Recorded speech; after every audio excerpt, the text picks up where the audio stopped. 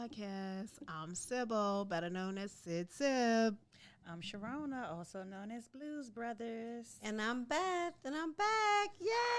Yay!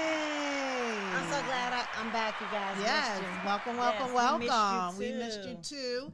And this episode on parenting on autism with Mocktails and Cocktails 2.0, we always like to start off doing a recap of our week, a recap of our highs and our lows, and special things that are happening in our community along with in our lives. So I would like to pass it off to my Sharona. And what are some of the things you want to bring up before we go to break? Well, recently I had an anniversary. Yay! Congratulations! November the 15th. It's been 11 years. Woo! Cheers to that, 11. Congratulations. Thank you. Yes. What else is going on with Seth and Cyrus? So Seth and Cyrus are doing really good. Okay. They have not unpacked their luggage. Oh, wow. They're ready to go again. They're ready to go again. They actually sound like me. So we'll get into that after the break. And Beth, we'll cut the break and then we'll give you an opportunity to catch us up on what's been going on in your world. So, like I said, Sharona, you catch us up on your world. So, yes, me and Ed made 11 years. So I kind of felt like it was important to talk about being married and having children on the spectrum, because I did not think that we were going to make it to 11 years. Right. There was a point in time when I felt as though we were headed for divorce because of the challenges and stuff with the boys. You know, And it's such a difficult because raising children is difficult, period, because you come from two different backgrounds. Typically, you were raised one way, your spouse was raised another. And I would never forget when Ross was diagnosed, they told us like 80% of most marriages don't really make it. So we got married November the 15th, and literally I had the babies 9 months later. So it was like That was a honeymoon hookup. it was. It really was. It really was. I love it. It was a double surprise. Exactly.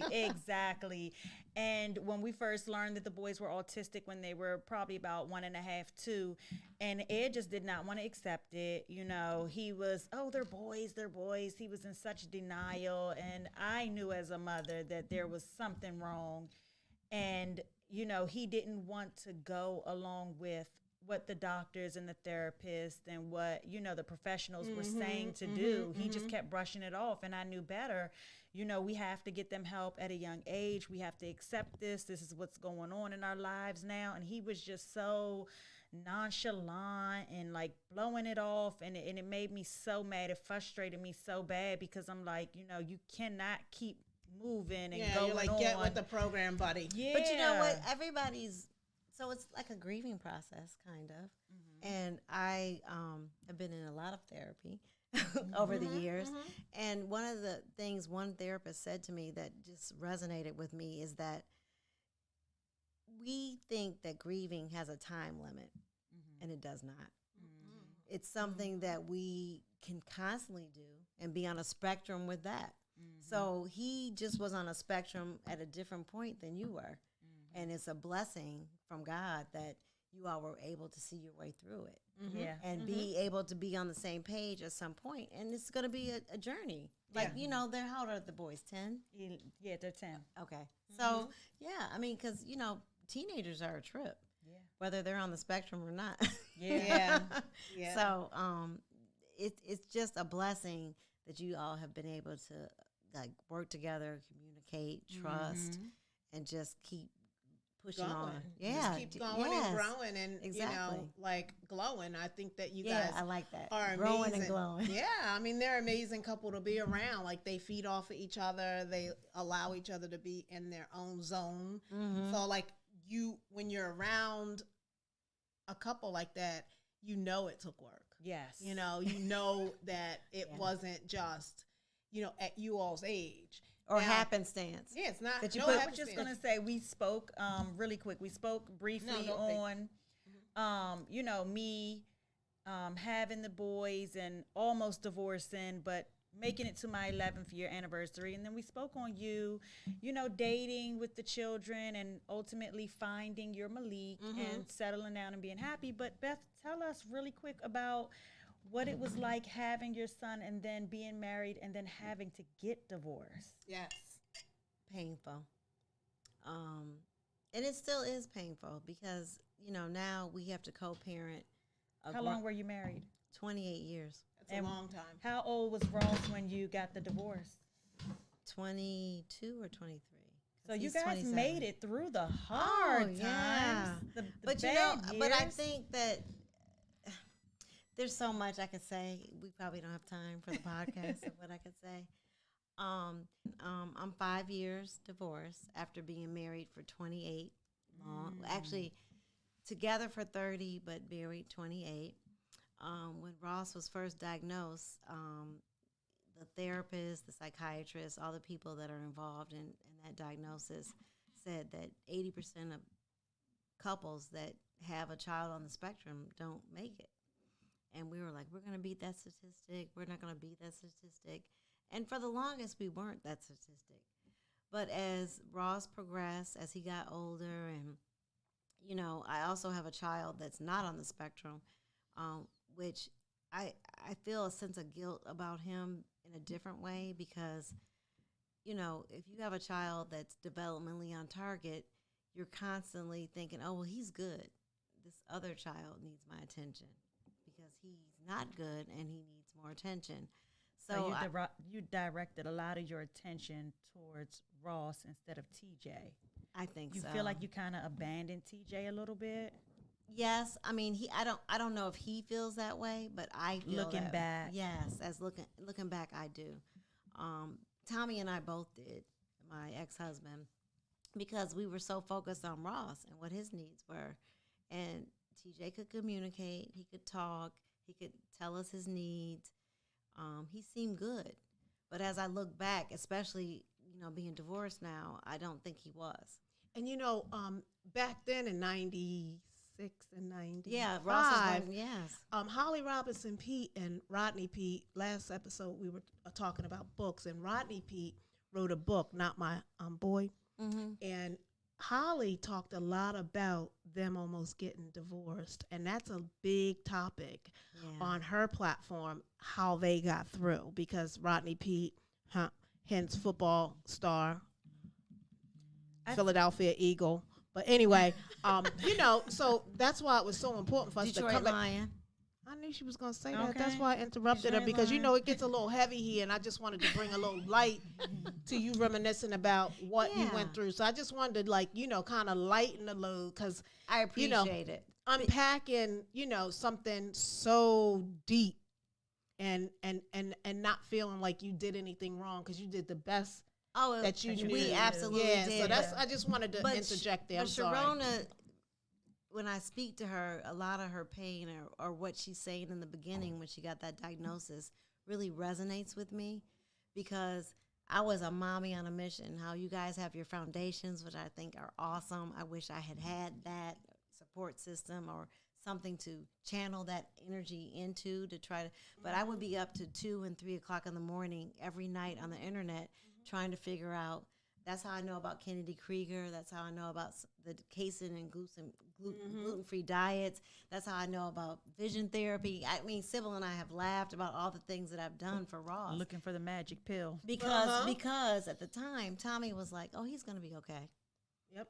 Or he wouldn't talk at all. Yeah. Which was probably the breakdown of our marriage, because when I would come home and want to talk about this exciting new therapy that I was going to try for Ross or whatever it was, he would just shut down or he wouldn't communicate. And you had that group of women, though. You talked about that you did have, I did. the women in and the two schools, of us are divorced. But the highs and the lows is something that we like to focus in on 2.0. Like, with everything that we have going on in life, there's like a roller coaster of highs and lows. So that's why, we reformatted this platform so that we can have these conversations. And the high is that we're all sitting here. We have beautiful. yeah, but the high I know, but the highs with your situation because off topic we talked about a high that's getting ready to happen. So the high is that me and my ex-husband are still partners. And that's not an ex. That's correct. We are still partners. We are both trying to get Ross to the next level of his adulthood. That's right. On the spectrum. We are going to celebrate Thanksgiving together as a couple.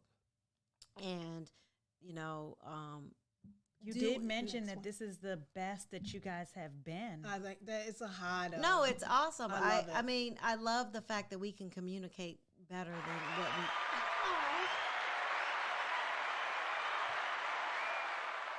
Okay. Go ahead. I love the fact that we can communicate the way that we do now, better than we were when we were married. Yep. Right. Yep. Which is huge. Right.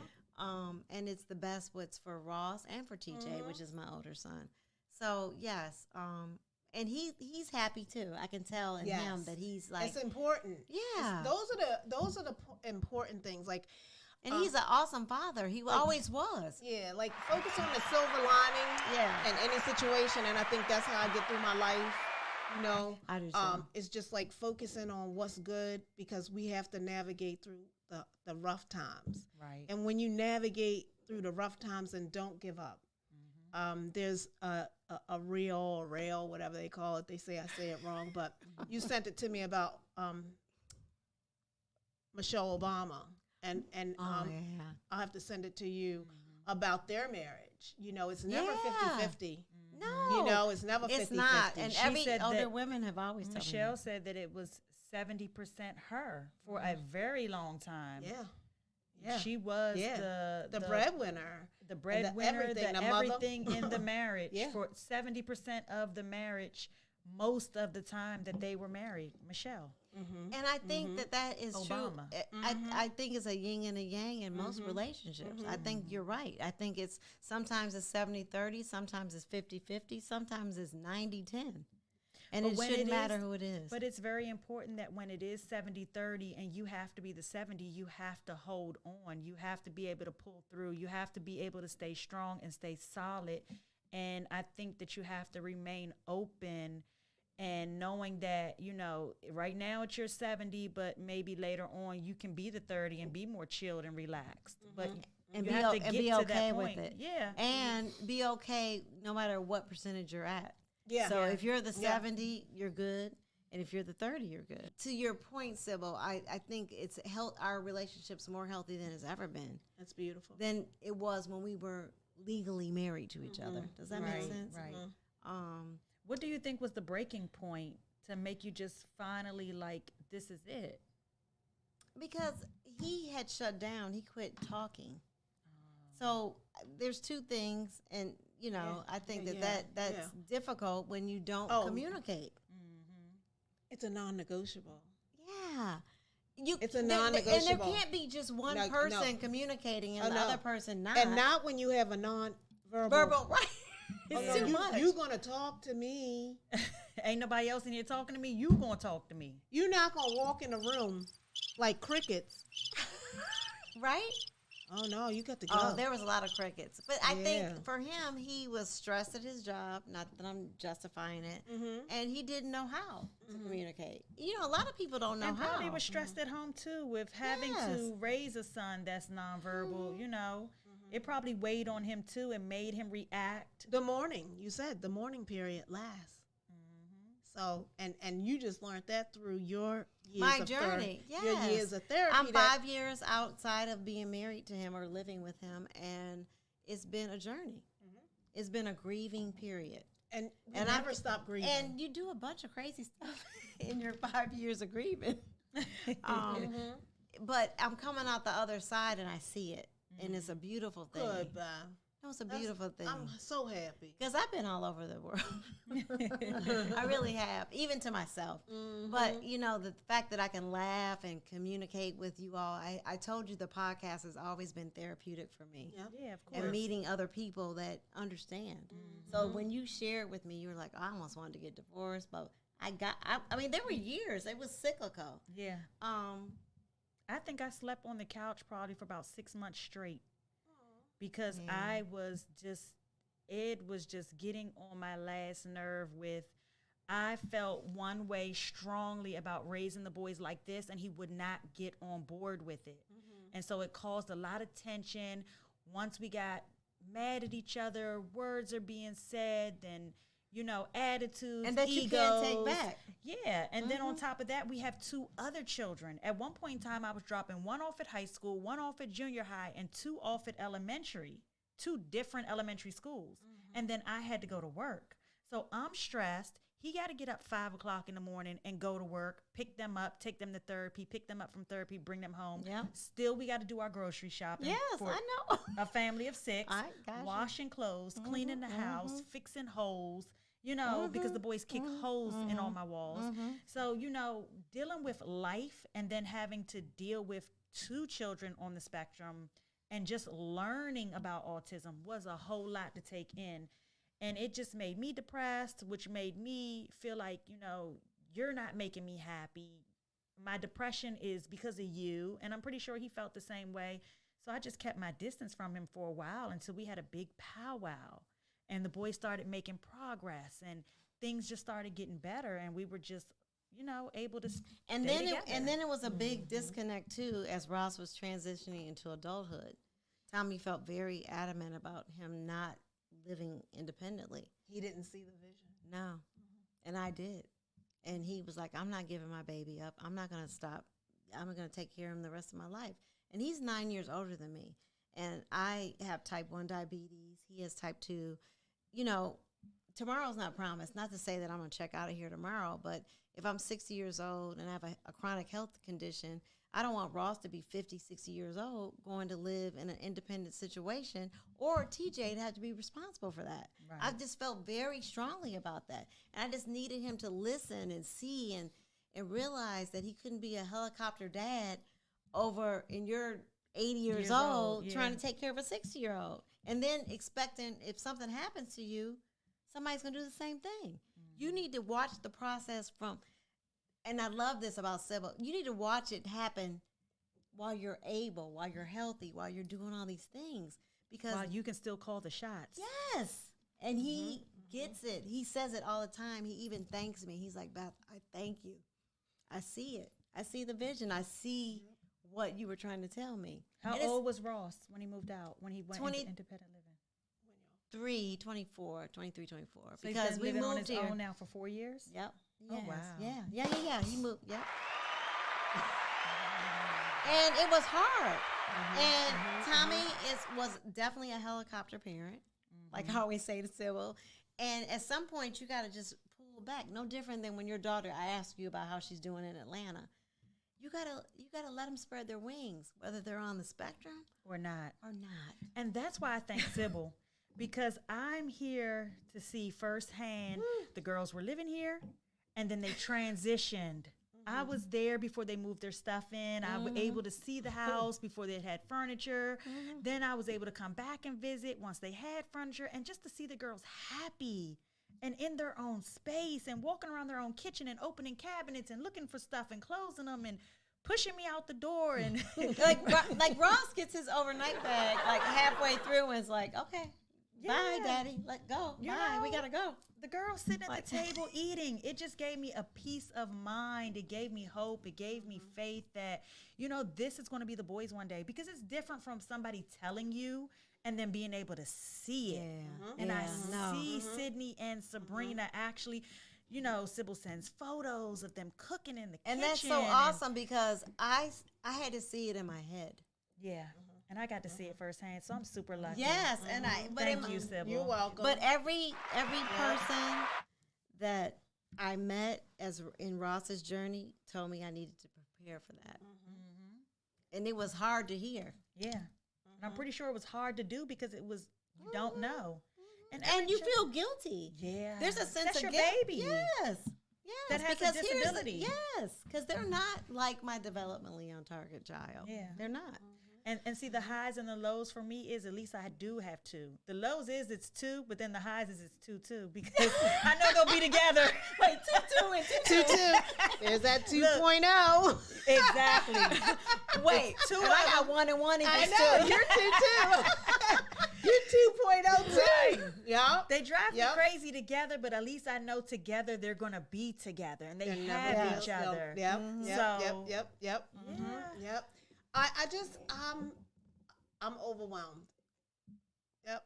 I'm happy that your family's celebrating Thanksgiving. I am too. and you're celebrating Thanksgiving Eve. Yes, Thanksgiving with the where? birthday. At the new house. At the new house. Yep. The girls will be cooking in Thanksgiving for me.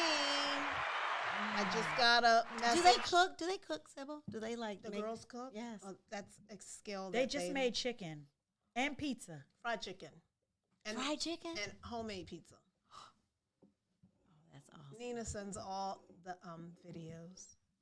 And on the weekends, they make the cookie. They eat more of the cookie dough, but they still eat it. And They go to the store and pick So their own are food they're out. going to assist in cooking Thanksgiving dinner then? they're cooking it. They're cooking it. Their aides assist them. Right. Okay, gotcha. Yeah, Okay. you haven't seen it. I'll have to send you the videos. Yeah. Yeah, the videos look really good.